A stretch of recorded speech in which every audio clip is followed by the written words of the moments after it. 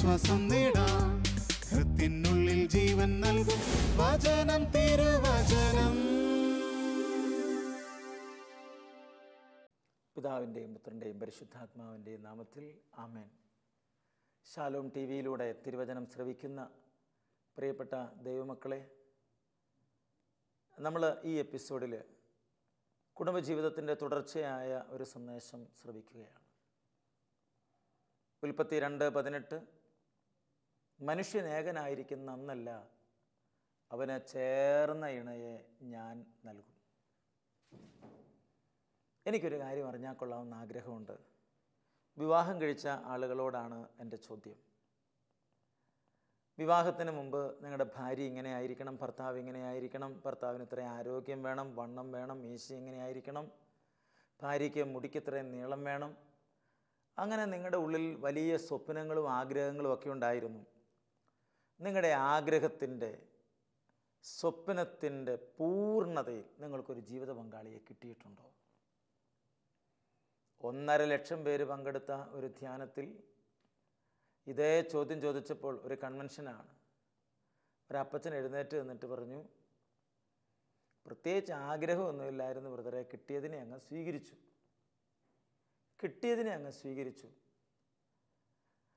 പല ധ്യാനത്തിലും ചോദിക്കുമ്പോൾ വിരലേൽ എണ്ണാവുന്ന ആളുകൾ മാത്രമേ കരങ്ങൾ ഉയർത്താറുള്ളൂ. അതിൻ്റെ കാരണം എന്നാന്ന് ചോദിച്ചു കഴിഞ്ഞാൽ, നമ്മുടെ മനസ്സിൽ കിടക്കുന്ന ജീവിത പങ്കാളിയെക്കുറിച്ചുള്ള സ്വപ്നങ്ങൾ, ചിത്രങ്ങൾ, ഭാവനകൾ ഏതെങ്കിലും പുസ്തകം വായിച്ചപ്പോഴോ മറ്റേതെങ്കിലും ദമ്പതികളുടെ ജീവിതം കണ്ടിട്ടോ നമ്മുടെ മനസ്സിൽ പതിഞ്ഞിട്ടുള്ളതാണ്. ഒരുപക്ഷെ നമ്മുടെ അപ്പൻ്റെയും അമ്മയുടെയും ജീവിതം കണ്ടിട്ട് അത് നമ്മുടെ ഉള്ളിലേക്ക് കടന്നു വന്നിട്ടുണ്ടാവാം. അപ്പോൾ ഇതാണോ ജീവിതം എന്ന് നമ്മൾ ചിന്തിച്ചു പോകാം. അപ്പൻ അമ്മയെ നിരന്തരം ഉപദ്രവിക്കുന്നു എന്ന് കരുതുക. അമ്മയ്ക്ക് ആ വീട്ടിൽ യാതൊരു സ്വാതന്ത്ര്യവും ഇല്ല എന്ന് കരുതുക. ആ കുടുംബത്തിൽ വളർന്നു വരുന്ന കുഞ്ഞിൻ്റെ മനസ്സെന്തായിരിക്കും? അമ്മ ഒരു അടിമയാണ്, അപ്പനൊരു സ്വേച്ഛാധിപതിയെ പോലെയാണ്. ഒരാണായി ജനിച്ചാൽ മതിയായിരുന്നു, പെണ്ണാകണ്ടായിരുന്നു എന്ന ചിന്ത പോലും ആ കുഞ്ഞിൻ്റെ മനസ്സിലുണ്ടാവുകയില്ലേ. എതിർക്കാൻ പറ്റാത്തത് കൊണ്ട് അവരൊന്നും പറഞ്ഞു എന്ന് വരികയില്ല. നമ്മൾ ആ കുടുംബത്തിൽ അങ്ങനെ വാഴുകയാണ്. എത്ര കാലം നമ്മളങ്ങനെ വാഴും? കുറേ കഴിയുമ്പോൾ നമുക്കും പ്രായമാകും, നമ്മുടെ ആരോഗ്യം ക്ഷയിക്കും. അപ്പോൾ മക്കൾ തിരിച്ച് നമ്മളോട് പെരുമാറുന്ന അനുഭവമായിരിക്കും ഉണ്ടാകുന്നത്. അതുകൊണ്ട് പ്രിയപ്പെട്ട ദൈവമക്കളെ, നമ്മുടെ ജീവിതത്തിൽ നാം തിരിച്ചറിയേണ്ട ഏറ്റവും പ്രധാനപ്പെട്ട ഒരു കാര്യം, ദൈവം എനിക്ക് തന്ന ജീവിത പങ്കാളിയെ സന്തോഷത്തോടെ സ്വീകരിക്കുക എന്നതാണ്. പഴയ നിയമത്തിൽ തോബിയാസിൻ്റെ കയ്യിലേക്ക് സാറായെ ഏൽപ്പിച്ചു കൊടുക്കുമ്പോൾ സാറായുടെ അപ്പനും അമ്മയും പറയുന്നൊരു വാക്കുണ്ട്, ഞാനിതാ ഇവളെ നിൻ്റെ കയ്യിൽ ഏൽപ്പിക്കുന്നു, നീ ഇവളെ ദുഃഖിപ്പിക്കരുത്.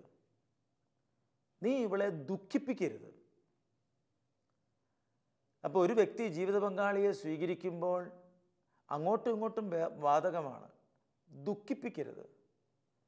ജീവിത പങ്കാളിക്ക് ദുഃഖം നൽകുന്ന ഒരു പ്രവൃത്തി നമ്മുടെ ഭാഗത്തുനിന്ന് ഉണ്ടാകരുത്. ചില വ്യക്തികളുടെ ജീവിതത്തിൽ ദുഃഖം ഉണ്ടാകാനുള്ള ഒരു കാരണം തന്നെ ദൈവമാണ് ഈ വ്യക്തിയെ തന്നത് എന്ന് മനസ്സിലാക്കാത്തത് കൊണ്ടാണ്. നാളുകളേറെ കഴിഞ്ഞിട്ടും ദൈവം തന്നതിനെ കൈനീട്ടി സ്വീകരിച്ചിട്ടില്ല.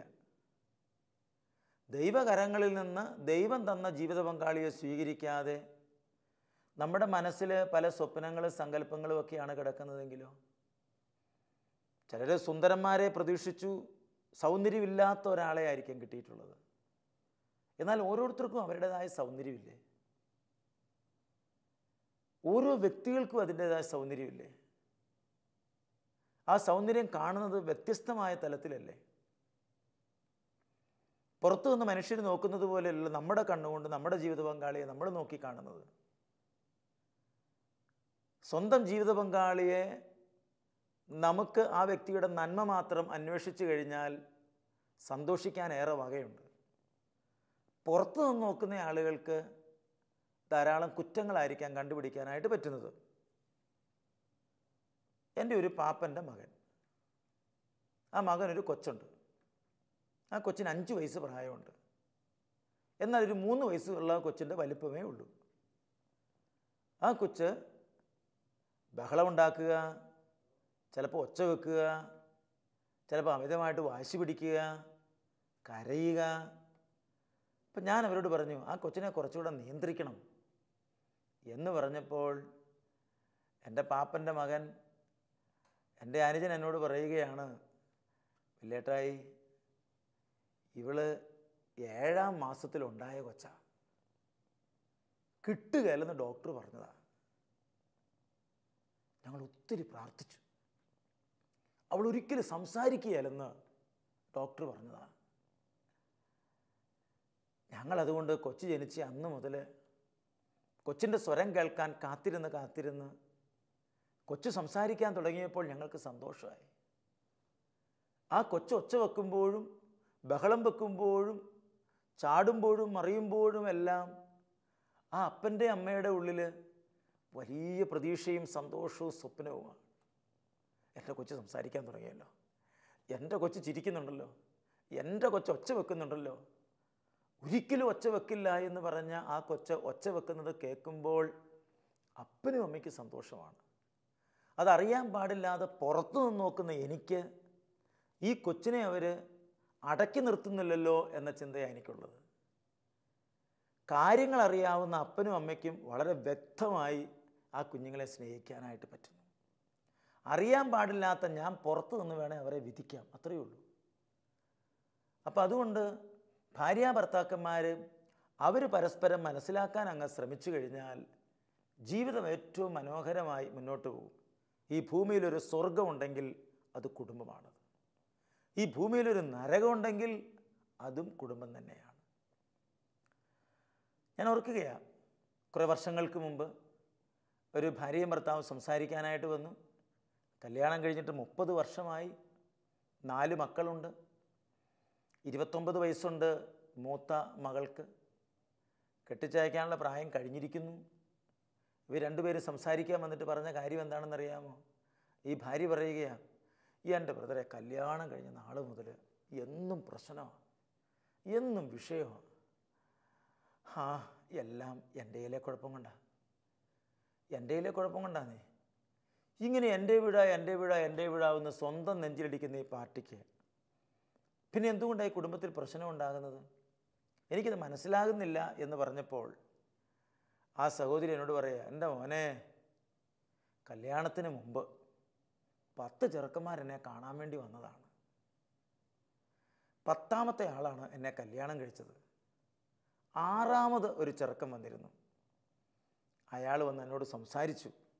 അയാളുടെ നിപ്പും ആ നോട്ടവും സംസാരവും ഇപ്പോഴും ഞാൻ മറന്നിട്ടില്ല. എന്നെ കണ്ടിട്ട് പുറത്തേക്ക് ഇറങ്ങിപ്പോയപ്പോൾ എൻ്റെ അപ്പൻ ചോദിച്ചു, എങ്ങനെയുണ്ടെന്ന്. ഞാൻ പറഞ്ഞു, അപ്പൻ്റെ അമ്മയുടെ ഇഷ്ടമാണ് എൻ്റെ ഇഷ്ടം. അങ്ങനെ പറയേണ്ട കാര്യം ഉണ്ടായിരുന്നില്ല. എൻ്റെ ഇഷ്ടം അപ്പനെ ഒന്ന് ബോധ്യപ്പെടുത്തിയാൽ മതിയായിരുന്നു. അപ്പൻ പറഞ്ഞു, നിനക്കത്ര പിടിച്ചില്ല എന്ന് തോന്നുന്നു, എന്നാൽ വേറെ വരട്ടെ എന്ന് പറഞ്ഞു. ആ കല്യാണം നടന്നില്ല. അന്നൊരു വാക്ക് പറഞ്ഞിരുന്നെങ്കിൽ 6ാമത് കണ്ട ചെറുക്കൻ എൻ്റെ കഴുത്തെ താലി വെച്ചേനെ. ഇതിപ്പോൾ 10ാമത്തെ ചെറുക്കനാണ് എന്നെ കല്യാണം കഴിച്ചത്. പ്രിയപ്പെട്ട ദൈവമക്കളെ, 10ാമത്തെ ചെറുക്കൻ കല്യാണം കഴിച്ചിരിക്കുന്നു. 6ാമത്തെ ചെറുക്കൻ തലയ്ക്കകത്ത് കിടക്കുന്നു. ഇപ്പോഴും ജീവിക്കുന്നത് 10ാമത്തെ ചെറുക്കൻ്റെ കൂട്ടത്തിലാണെങ്കിലും 6ാമത്തെ ചെറുക്കനാണ് ഇപ്പോഴും മനസ്സിൽ കിടക്കുന്നത്. എങ്ങനെയാണ് കുടുംബ സമാധാനത്തോടെ മുന്നോട്ട് പോകും? ഇഷ്ടമില്ലാത്ത അച്ചി തൊട്ടതെല്ലാം കുറ്റം. ഈ സഹോദരി പറയുക, എൻ്റെ കുഴപ്പം കൊണ്ടാണ്. കാരണം എന്താണ്? അവരുടെ ഉള്ള് അങ്ങനെയാണ് കിടക്കുന്നത്. അവരുടെ ഉള്ളിൻ്റെ പ്രശ്നമാണത്. 6ാമത്തെ ചെറുക്കനെ കല്യാണം കഴിക്കാൻ പറ്റിയില്ലെങ്കിൽ 10ാമത്തെ ചെറുക്കനെ ദൈവം തന്നിട്ടുണ്ട് എങ്കിൽ ആ ചെറുക്കനെ ദൈവം തന്നതാണെന്ന് മനസ്സിലാക്കി സ്വീകരിക്കണം. ഇന്നിപ്പോൾ 4 മക്കളുമായി മൂത്ത കൊച്ചിന് 29 വയസ്സായിട്ടും 6ാമത്തെ ചെറുക്കനെക്കുറിച്ചുള്ള ഓർമ്മയുമായിട്ട് ജീവിക്കുകയാണെങ്കിലോ? അപ്പം നമ്മുടെ സങ്കല്പത്തിൽ, നമ്മുടെ ഭാവനയിൽ ചില ജീവിത പങ്കാളികളൊക്കെ ഉണ്ട് പ്രിയരെ. ഇപ്പം സങ്കല്പത്തിലെ ഭാര്യയെ കൊല്ലാതെ, ഭർത്താവിനെ കൊല്ലാതെ ദൈവം തന്നതിനെ കാണാൻ നമുക്ക് പറ്റുകയില്ല. ഇപ്പം നമ്മുടെ സങ്കല്പവും ഭാവനയൊന്നും അത്ര ശരിയാകണം എന്ന് നിർബന്ധമില്ല. അതുകൊണ്ട് ദൈവകരങ്ങളിൽ നിന്ന് ജീവിത പങ്കാളി എപ്പോൾ സ്വീകരിക്കുന്നോ അപ്പോൾ മുതൽ നമ്മുടെ ജീവിതം അനുഗ്രഹിക്കപ്പെടുകയാണ്, നമ്മുടെ കുടുംബം അനുഗ്രഹിക്കപ്പെടുകയാണ്, നമ്മുടെ കാഴ്ചപ്പാട് മാറുകയാണ്. ഞാൻ നിങ്ങൾക്കൊരു സമ്മാനം തന്നാൽ എൻ്റെ കൺമറയുമ്പോൾ ആ സമ്മാനത്തെ ചവിട്ടിക്കൂട്ടിയാൽ അത് ആർക്കിട്ടുള്ള ചവിട്ടാണ്? അത് എനിക്കിട്ടുള്ള ചവിട്ട് തന്നെയല്ലേ? ദൈവം നമുക്ക് ജീവിത പങ്കാളിയെ തന്നിട്ട് ആ ജീവിത പങ്കാളിയെ വേദനിപ്പിക്കുമ്പോഴും മുറിപ്പെടുത്തുമ്പോഴും കണ്ണീര് കുടിപ്പിക്കുമ്പോഴും ആരെയാണ് കണ്ണീര് കുടിപ്പിക്കുന്നത്? ദൈവത്തെ തന്നെയല്ലേ കണ്ണീര് കുടിപ്പിക്കുന്നത്? ദൈവത്തെ തന്നെയല്ലേ ഉപദ്രവിക്കുന്നത്? ദൈവത്തെയല്ലേ വീട്ടിൽ നിന്ന് ഇറക്കി വിടുന്നത്? എത്രയോ കുടുംബങ്ങളാണ് അങ്ങനെ വേദനിക്കുന്നത്, പ്രയാസപ്പെടുന്നത്. ദൈവത്തെ വേദനിപ്പിച്ചുകൊണ്ട് നമുക്ക് ജീവിക്കാൻ പറ്റുമോ? നമുക്ക് വളരാൻ പറ്റുമോ? ഒരിക്കലും വളരാൻ പറ്റുകയില്ല. അതുകൊണ്ട് പ്രിയപ്പെട്ട ദൈവമക്കളെ, ദൈവം തന്ന ജീവിത പങ്കാളിയെ ദൈവകരങ്ങളിൽ നിന്ന് നാം സ്വീകരിക്കണം. അങ്ങനെ സ്വീകരിച്ചു വേണം നമ്മൾ മുന്നോട്ട് പോകാനായിട്ട്. അപ്പോഴാണ് നമ്മുടെ ജീവിതം അനുഗ്രഹിക്കപ്പെടുന്നത്. ബൈബിളിൽ നാം ഇങ്ങനെ വായിക്കും, പ്രഭാഷകൻ്റെ പുസ്തകം 26-ാം അധ്യായം 1 മുതലുള്ള വാക്യങ്ങളിൽ, ഉത്തമയായ ഭാര്യയുള്ളവൻ ഭാഗ്യവാൻ, അവൻ്റെ ആയുസ് ഇരട്ടിക്കും. ഉത്തമയായ ഒരു ഭാര്യയുണ്ടെങ്കിൽ അവൻ്റെ ആയുസ് ഇരട്ടിക്കും. വിശ്വസ്തയായ ഭാര്യ ഭർത്താവിനെ സന്തോഷിപ്പിക്കുന്നു. ഭാര്യ വിശ്വസ്തതയുള്ളവളാണ് എങ്കിൽ അത് ഭർത്താവിന് സന്തോഷം നൽകുന്നതാണ്. അവൻ സമാധാനത്തോടെ ആയുസ് തികയ്ക്കും. ചിലരുടെ ആയുസ് ചുരുങ്ങിപ്പോകാൻ തന്നെ കാരണം ചിലരുടെ ജീവിതമാണ്. ഉത്തമയായ ഭാര്യ മഹത്തായ അനുഗ്രഹമാണ്. കർത്താവിനെ ഭയപ്പെടുന്നവർക്ക് ലഭിക്കുന്ന ദാനങ്ങളിൽ ഒന്നാണ് അവൾ. അപ്പോൾ ഉത്തമയായ ഭാര്യയെ കിട്ടിയാൽ പല അനുഗ്രഹമുണ്ടെന്ന് ബൈബിൾ പറയുന്നു. പക്ഷെ ആർക്കാണ് ഈ ഉത്തമയായ ഭാര്യയെ കിട്ടുന്നത്? കർത്താവിനെ ഭയപ്പെടുന്നവർക്ക് ലഭിക്കുന്ന ദാനങ്ങളിൽ ഒന്നാണ് അവൾ. ഇപ്പം നമ്മളൊരു ദൈവഭക്തനാണെങ്കിൽ, ദൈവഭക്തയാണെങ്കിൽ തീർച്ചയായും ഉത്തമനായ ഭർത്താവിനെ, ഉത്തമയായ ഭാര്യയെ ദൈവം നമുക്ക് തരും. ഇപ്പം ചേർന്ന് ഇണയെ തരിക എന്നൊക്കെ പറഞ്ഞാൽ അതിൻ്റെ അർത്ഥം നാം മനസ്സിലാക്കണം. പ്രിയപ്പെട്ട ദൈവമക്കളെ, കുറേ നാളുകൾക്ക് മുമ്പ് ഒരു വ്യക്തി സംസാരിക്കാനായിട്ട് കടന്നു വന്നു. ആ സഹോദരി വന്നിട്ട് എന്നോട് പറഞ്ഞു, കല്യാണം കഴിഞ്ഞ് അന്ന് മുതലേ പ്രശ്നമാണ്, കുടുംബത്തിൽ വല്ലാത്ത പ്രശ്നമാണ്, എന്നും ഉപദ്രവിക്കും എൻ്റെ ഭർത്താവ്, എൻ്റെ ഭർത്താവിനെ എനിക്ക് സ്നേഹിക്കാനേ പറ്റുന്നില്ല, എന്നും ഇടിയാണ്. അങ്ങനെ പ്രാർത്ഥിച്ചുകൊണ്ടിരുന്നപ്പോൾ കർത്താവ് വളരെ ശക്തമായി തോന്നിച്ചതനുസരിച്ച് ഞാൻ ആ സഹോദരിയോട് ഇങ്ങനെ പറഞ്ഞു, ദൈവത്തിന് ഇഷ്ടമില്ലാത്ത എന്തെങ്കിലും തെരഞ്ഞെടുപ്പ് നിങ്ങളുടെ ഭാഗത്തു നിന്നുണ്ടായിട്ടുണ്ടോ? പെട്ടെന്ന് ആ സഹോദരി പറഞ്ഞു, ഞാൻ 3 വർഷം കോൺവെൻറ്റിലായിരുന്നു, ഞാൻ അവിടുന്ന് പോന്ന് കല്യാണം കഴിച്ചതാണ്, അവരെന്നെ സന്തോഷത്തോടെ വിട്ടതാണ്. ഈ വിളി വേണ്ട എന്ന് മനസ്സിലാക്കി വേറൊരു വിളി തിരഞ്ഞെടുത്ത് കല്യാണം കഴിഞ്ഞ് അന്ന് മുതലേ ഭർത്താവ് ഉപദ്രവിക്കാനായിട്ട് തുടങ്ങി. ഈ ഉപദ്രവം ഉണ്ടായിക്കഴിഞ്ഞപ്പോൾ ഈ സഹോദരി പറയുകയാണ്, ഓ, പഴയ ജീവിതം തന്നെയായിരുന്നു നല്ലത്, പഴയ ജീവിതം തന്നെയായിരുന്നു നല്ലത്. ഞാൻ എന്തിനാ പ്രിയരെ അത് പറഞ്ഞത്? ഓരോരുത്തരും അവരവർക്ക് കിട്ടിയിരിക്കുന്ന വിളി അനുസരിച്ച് ജീവിക്കാൻ പൗലോസ്ലീഹ പറയുകയാണ്. നമുക്കെന്ത് വിളിയാണോ കിട്ടിയിരിക്കുന്നത് ആ വിളിയോട് നമ്മൾ വിശ്വസ്തത പുലർത്തണം. പുരോഹിതനാകാൻ വിളി കിട്ടുന്ന ആളുകൾ, കന്യാസ്ത്രീയാകാൻ വിളി കിട്ടുന്ന ആളുകൾ, കുടുംബജീവിതം നയിക്കാൻ വിളി കിട്ടുന്ന ആളുകൾ, ഏകസ്ഥ ജീവിതം നയിക്കാൻ വിളി കിട്ടുന്ന ആളുകൾ, നമുക്ക് ഏത് വിളിയാണോ കിട്ടിയിരിക്കുന്നത് ആ വിളിയോട് നമ്മൾ വിശ്വസ്തത പുലർത്തണം. അങ്ങനെ വിശ്വസ്തത പുലർത്തിയാൽ മാത്രമാണ് ആ വ്യക്തിയുടെ ജീവിതം അനുഗ്രഹിക്കപ്പെടുന്നത്. അപ്പം പല ആളുകളും ഇന്ന് അനുഗ്രഹിക്കപ്പെടുന്നില്ല എങ്കിൽ അതിൻ്റെ പിന്നിലെ കാരണം എന്താണ്? വിശ്വസ്തത പുലർത്താത്തത് കൊണ്ടാണ്. എന്നാൽ വിശ്വസ്തത പുലർത്തുന്ന എത്രയോ വ്യക്തികളാണ് അനുഗ്രഹിക്കപ്പെടുന്നത്. എൻ്റെ ഒരു സുഹൃത്ത്, ഒരു ടോമിയേട്ടൻ, എറണാകുളത്താണ് അദ്ദേഹത്തിൻ്റെ വീട്. ഞാൻ കഴിഞ്ഞ നാളിൽ അദ്ദേഹത്തിൻ്റെ വീട്ടിൽ ചെല്ലുമ്പോൾ എന്നോട് പറയുകയായിരുന്നു, അദ്ദേഹത്തിൻ്റെ ഒരു സുഹൃത്ത് ഫേസ്ബുക്കിൽ ഒരു മെസ്സേജ് വിട്ടിരിക്കുകയാണ്. വിട്ടിരിക്കുന്ന മെസ്സേജ് എന്താണെന്നറിയാമോ? ഒരു ഭാര്യയും ഭർത്താവും. അവർ വളരെ സന്തോഷത്തോടെ ജീവിച്ച് മുന്നോട്ട് പോവുകയാണ്. സുന്ദരിയായ ഭാര്യ എന്നാണ് ആ സ്ത്രീയെ വിശേഷിപ്പിക്കുന്നത്. അങ്ങനെ വളരെ സൗന്ദര്യമുള്ള മിടുക്കിയായ ആ സഹോദരി, ഒരു ദിവസം ആ സഹോദരിയുടെ ചുണ്ടിൻ്റെ ഭാഗത്ത് ചെറിയൊരു പാട്. അത് വളർന്ന് വളർന്ന് വളർന്ന് മുഖം വികൃതമായി തീർന്നിരിക്കുന്നു. ആര് കണ്ടാലും മുഖത്തേക്ക് ഭയത്തോടെ നോക്കുകയുള്ളൂ. ഈ അവസ്ഥ വന്നു കഴിഞ്ഞപ്പോൾ ഭർത്താവിൻ്റെ അടുത്ത് വരാനോ എന്തെങ്കിലും കാര്യം ചെയ്തു കൊടുക്കാനോ പറ്റാത്ത അവസ്ഥയായി തീർന്നു.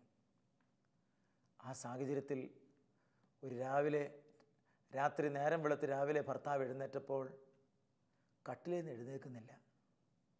ഭാര്യ എഴുന്നേറ്റ് അടുക്കളയിലേക്ക് പോയി.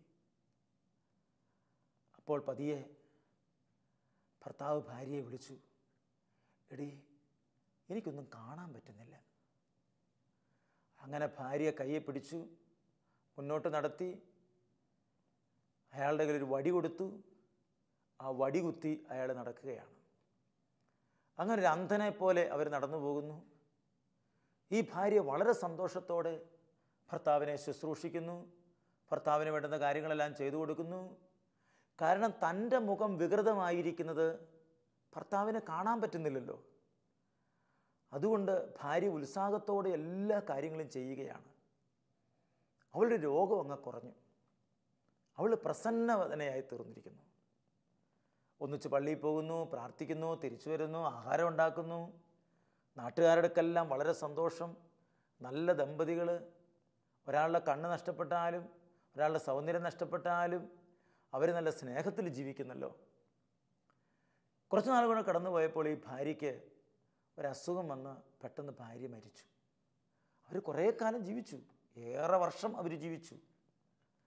അങ്ങനെ ഭാര്യയ്ക്ക് രോഗം വന്ന് ഭാര്യ മരിച്ചു. ഭാര്യയുടെ മരിച്ചടക്ക് കഴിഞ്ഞു. ഈ വടി കുത്തിപ്പിടിച്ചോണ്ടാണ് മരിച്ചടക്കിന് പോണത്. മരിച്ചടക്ക് കഴിഞ്ഞ അതേ സമയത്ത് ആ വടി ഒരേറ് കൊടുത്ത് ഇയാൾ നല്ല സ്പീഡിൽ നടന്നു പോവുകയാണ്. അപ്പോൾ ആളുകളെല്ലാം ശ്രദ്ധിച്ചു. കണ്ണറിയാൻ പാടില്ലാത്തയാൾ, വടി കുത്തി നടന്നിരുന്നയാൾ ഇപ്പോൾ വടി ഇല്ലാണ്ട് നടക്കുന്നു. ആളോട് ചോദിച്ചു, എന്താണ് താങ്കൾ വടി ഉപേക്ഷിച്ച് നടക്കുന്നത്? കണ്ണിന് കാഴ്ചയില്ലാത്ത നിങ്ങൾ എവിടെയെങ്കിലും തട്ടി വീഴുകയില്ലേ? എൻ്റെ കണ്ണിന് ഒരു കുഴപ്പമില്ല. അപ്പോൾ ഒരു അന്ധനെപ്പോലെ ഇത്രയും കാലം നടന്നത്? ഞാൻ അന്ധനായി അഭിനയിച്ചതായിരുന്നു. ഞാനങ്ങനെ അഭിനയിച്ചില്ലെങ്കിൽ എൻ്റെ ഭാര്യയ്ക്ക് എന്നെ സ്നേഹിക്കാനോ എൻ്റെ കൂടെ ആയിരിക്കാനോ പറ്റില്ല. ഞാൻ അവൾക്ക് വേണ്ടിയാണ് ഇത്രയും കാലം അന്ധനായി ഞാൻ അഭിനയിച്ചത്. തൻ്റെ ഭാര്യയ്ക്ക് സന്തോഷമുണ്ടാകാൻ, തൻ്റെ ജീവിതത്തിൻ്റെ സിംഹഭാവം ഒരന്ധനായി ജീവിക്കാൻ മടി കാണിക്കാത്ത ഒരു ഭർത്താവിനെക്കുറിച്ച് ഫേസ്ബുക്കിൽ അതൊരു വലിയ വാർത്തയായി വന്നിരുന്നുവെന്ന് ടോമിയേട്ടനോട് പറഞ്ഞ കാര്യം ഞാൻ ഓർക്കുകയാണ്. എനിക്കത് കേട്ടപ്പോൾ വളരെ സന്തോഷമായി. വാസ്തവത്തിൽ അങ്ങനെ ഒരു ഭാര്യ ചെയ്താൽ അത് അനുഗ്രഹമല്ലേ? വലിയ കാര്യമല്ലെങ്കിലും എനിക്ക് ഷുഗർ വന്ന ആ സമയം മുതൽ, മധുരമില്ലാതെ ഞാൻ ചായ കുടിക്കാനായിട്ട് തുടങ്ങിയ അന്ന് മുതൽ എൻ്റെ ഭാര്യ എന്നോട് പറയുകയാണ്, എനിക്ക് മധുരമില്ലാത്ത ചായ മതി. അതെന്താ? എനിക്ക് മധുരമില്ലാത്ത ചായ എനിക്കിഷ്ടം. ഒരു ദിവസം ഒരു വീട്ടിലിരുന്ന് ചായ കുടിക്കുമ്പോൾ ഞാൻ അകത്തെ മുറിയിലായിരിക്കുമ്പോൾ എൻ്റെ ഭാര്യ ഇങ്ങനെ സംസാരിക്കുകയാണ്, എൻ്റെ ചേട്ടൻ ചായ കുടിക്കാതായി, മധുരമില്ലാത്ത ചായ കുടിക്കാൻ തുടങ്ങി അന്ന് മുതൽ ഞാനും അത് വേണ്ടാന്ന് വെച്ചിരിക്കുകയാണ്. എൻ്റെ ഭാര്യയ്ക്ക് എന്നോടുണ്ടായിരുന്ന ഒരു സ്നേഹമാണ്. ഒരു ചായ പോലും സന്തോഷത്തോടെ വേണ്ടാന്ന് വെക്കുകയാണ്. ഞാൻ പറഞ്ഞു വരുന്ന കാര്യം, പ്രിയപ്പെട്ട ദൈവമക്കളെ, നമ്മുടെയൊക്കെ ജീവിതം അനുഗ്രഹിക്കപ്പെടണ്ടേ? നമ്മുടെ കുടുംബം അനുഗ്രഹിക്കപ്പെടണ്ടേ? അതുകൊണ്ട് ആർക്കാണ് ഉത്തമനായ ഒരു ഭർത്താവിനെ കിട്ടുന്നത്, ഉത്തമയായ ഒരു ഭാര്യയെ കിട്ടുന്നത്? അത് കർത്താവിനെ ഭയപ്പെടുന്നവർക്ക് ലഭിക്കുന്ന ദാനങ്ങളിൽ ഒന്നാണത്. നമ്മുടെ ഭാര്യ ഉത്തമയായ വ്യക്തിയായി തീരണമെന്ന് ഇനിയും നമുക്ക് ആഗ്രഹിക്കാം. ഉത്തമനായ ഭർത്താവാകണം എന്ന് ആഗ്രഹമുണ്ടോ? ഒറ്റ കാര്യം ചെയ്താൽ മതി. കർത്താവിനെ ഭയപ്പെടുന്നവരായി മാറിയാൽ മതി.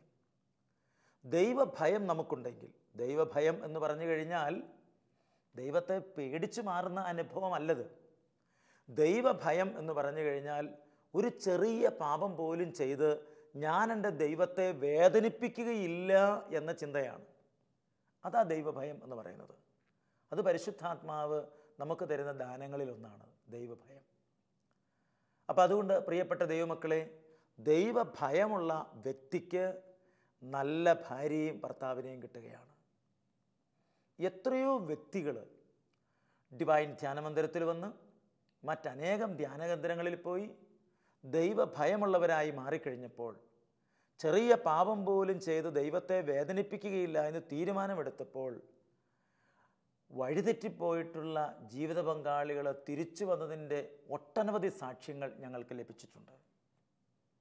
എത്രയോ കുടുംബങ്ങളാണ് അനുഗ്രഹിക്കപ്പെടുന്നത്, എത്രയോ വ്യക്തികളാണ് അനുഗ്രഹിക്കപ്പെടുന്നത്. അതുകൊണ്ട് ഈ ടി വിയിലൂടെ വചനം കേൾക്കുന്ന പ്രിയപ്പെട്ട ദൈവമക്കളെ, നമ്മുടെ ജീവിതവും അനുഗ്രഹിക്കപ്പെടും, നമ്മുടെ കുടുംബവും അനുഗ്രഹിക്കപ്പെടും.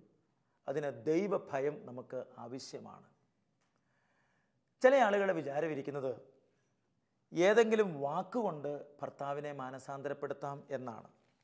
പത്രോസിൻ്റെ ലേഖനത്തിൽ നാം ഇപ്രകാരം വായിക്കുന്നുണ്ട്: വാക്കുകൊണ്ടല്ല നമ്മൾ ഭർത്താവിനെ മാറ്റേണ്ടത്, ഭാര്യയെ മാറ്റേണ്ടത് എന്ന് തിരുവചനം പഠിപ്പിക്കുന്നുണ്ട്.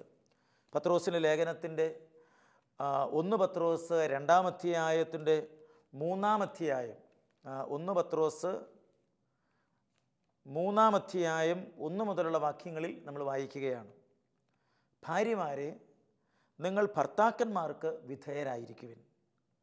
വചനമനുസരിക്കാത്ത ആരെങ്കിലും ഉണ്ടെങ്കിൽ അവരെ വാക്കുകൊണ്ടല്ല പെരുമാറ്റം കൊണ്ട് വിശ്വാസത്തിലേക്ക് ആനയിക്കാൻ ഭാര്യമാർക്ക് കഴിയും. വാക്കുകൊണ്ട് ഭർത്താക്കന്മാരെ നന്നാക്കാം എന്ന് ഒരു ഭാര്യയും കരുതണ്ട. ഇനി ഒരു ഭർത്താവും കരുതണ്ട എങ്ങനെയെങ്കിലും വാക്കുകൊണ്ട് ഭാര്യമാരെ ശരിയാക്കിയെടുക്കാമെന്ന്. നിന്നെ ഞാൻ ഇടിച്ച് ശരിയാക്കും, നന്നാക്കും, അങ്ങനെയൊന്നും ആരെയും നമുക്ക് പറഞ്ഞ് ഒതുക്കാൻ പറ്റുന്നതല്ല പ്രിയരെ. ഓരോരുത്തർക്കും അവരുടേതായ ചില സ്വാതന്ത്ര്യങ്ങളുണ്ട്. ആ സ്വാതന്ത്ര്യത്തിന് മേൽ കൈകടത്തുകയും ചെയ്യരുത്. എന്നിട്ട് തിരുവചനം പഠിപ്പിക്കുകയാണ്: അവർ നിങ്ങളുടെ ആദരപൂർവകവും നിഷ്കളങ്കവുമായ പെരുമാറ്റം കാണുന്നത് മൂലമാണ് ഇത് സാധ്യമാവുക. അപ്പം നല്ല പെരുമാറ്റം ഭാര്യമാർ കാഴ്ചവെക്കണം. ബാഹ്യമോടികളായ പിന്നിയ മുടിയോ സ്വർണ്ണാഭരണമോ വിശേഷ വസ്ത്രങ്ങളോ അല്ല നിങ്ങളുടെ അലങ്കാരം. പിന്നെയോ ദൈവസന്നിധിയിൽ വിശിഷ്ടമായ സൗമ്യവും ശാന്തവുമായ ആത്മാവാകുന്ന അനശ്വര രത്നമണിഞ്ഞ ആന്തരിക വ്യക്തിത്വമാണ് നമുക്ക് വേണ്ടത്. അപ്പോൾ അതുകൊണ്ട് ഭർത്താവിനെ നേടിയെടുക്കണം എന്നാഗ്രഹിക്കുന്ന വ്യക്തി ആന്തരികമായ സൗഖ്യം നേടിയ വ്യക്തിയായിരിക്കണം. എന്ന് പറഞ്ഞാൽ ഭർത്താവ് ആയിരിക്കുന്ന അവസ്ഥയിൽ ഭർത്താവിനെ ഉൾക്കൊള്ളാനും സ്വീകരിക്കാനും പറ്റുന്ന മനസ്സ് സ്വന്തമാക്കണം. എന്നിട്ട് ദൈവം തന്നതാണ് എന്ന് മനസ്സിലാക്കി ജീവിച്ച് സന്തോഷത്തോടെ മുന്നോട്ട് പോകണം. അപ്പോൾ ദൈവത്തിൻ്റെ കൃപ നമ്മുടെ മേൽ ഒഴുകി വരാൻ കാരണമായി തീരും. അപ്പോൾ അതുകൊണ്ട് പ്രിയപ്പെട്ട ദൈവമക്കളെ, തിരുവചനം വീണ്ടും പറയുന്നൊരു കാര്യമുണ്ട്. 1 കൊറിന്തോസ് 7-ാം അധ്യായത്തിൻ്റെ 14-ാം വാക്യത്തിൽ നാം ഇങ്ങനെ വായിക്കും: അവിശ്വാസിയായ ഭർത്താവ് വിശ്വാസിനിയായ ഭാര്യ മൂലം വിശുദ്ധീകരിക്കപ്പെടണം. അവിശ്വാസിനിയായ ഭാര്യ വിശ്വാസിയായ ഭർത്താവ് മൂലം വിശുദ്ധീകരിക്കപ്പെടണം. ഇല്ലെങ്കിൽ നിങ്ങളുടെ മക്കൾ അശുദ്ധരാകുമായിരുന്നു. അതുകൊണ്ട് പ്രിയപ്പെട്ട ദൈവമക്കളെ, നമ്മുടെ ജീവിതം തമ്പുരാൻ്റെ കരങ്ങളിലേക്ക് കൊടുത്ത് നമ്മുടെ ജീവിതത്തെ നമുക്ക് വിശുദ്ധീകരിക്കാം. ഈശോ പറഞ്ഞില്ലേ, ഈ ലോകത്തിന് വേണ്ടി ഞാൻ എന്നെ തന്നെ വിശുദ്ധീകരിക്കുന്നു എന്ന്. ഭർത്താവിന് വേണ്ടി, ഭാര്യയ്ക്ക് വേണ്ടി, മക്കൾക്ക് വേണ്ടി തന്നെ തന്നെ വിശുദ്ധീകരിക്കുന്ന ഒരു ജീവിതം നയിക്കാൻ കർത്താവ് നമുക്ക് കൃപ തരട്ടെ. അതിനായി നമുക്ക് പ്രാർത്ഥിക്കാം.